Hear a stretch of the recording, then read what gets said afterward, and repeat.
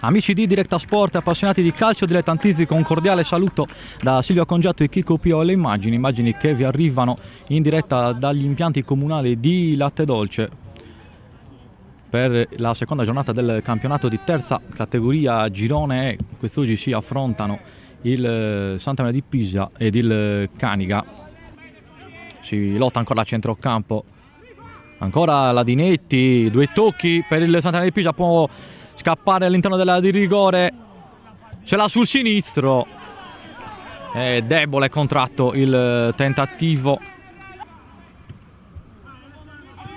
Attenzione al pallone che diventa pericoloso per il Santa Maria di Pisa, non riesce però, era forse sorpreso anche lui dall'errore della retroguardia.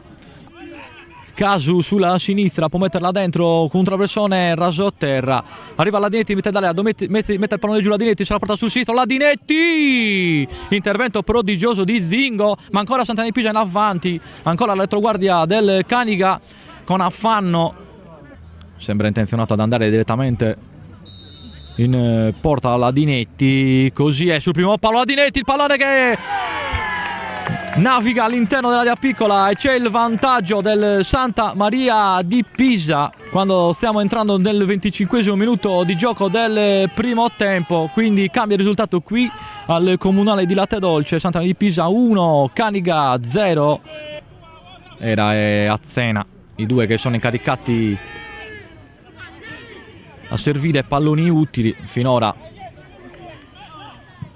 Ora un traversone raso a terra, c'è la rete numero 2 del Santa Maria di Pisa con il numero 7 Casu, Piero Casu. Dormita colossale nella circostanza da parte di Osas.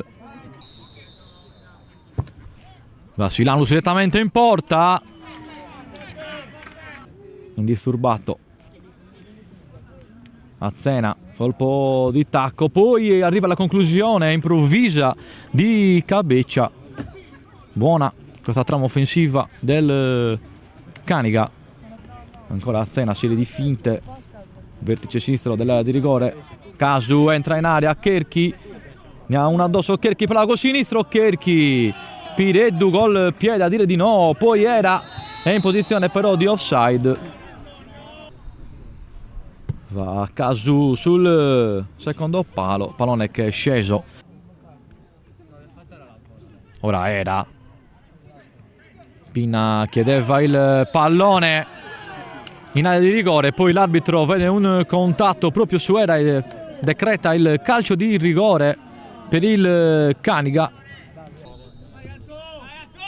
Partera col destro, 2-1, accorcia le distanze il Caniga con il numero 8 Era, piazzato nella circostanza Marco Pireddu. Conclusione glaciale del giocatore con la maglia numero 8 di mister Gigi Casu.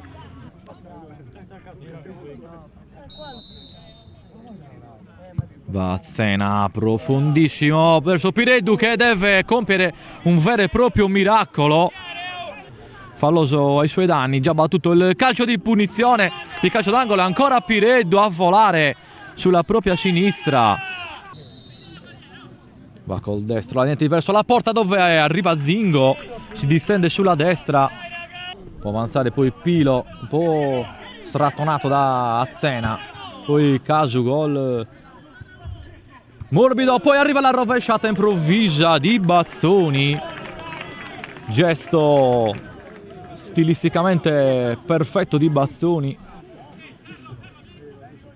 Corner dalla destra sul primo palo, arriva Zingo, poi Ladinetti impatta la sfera.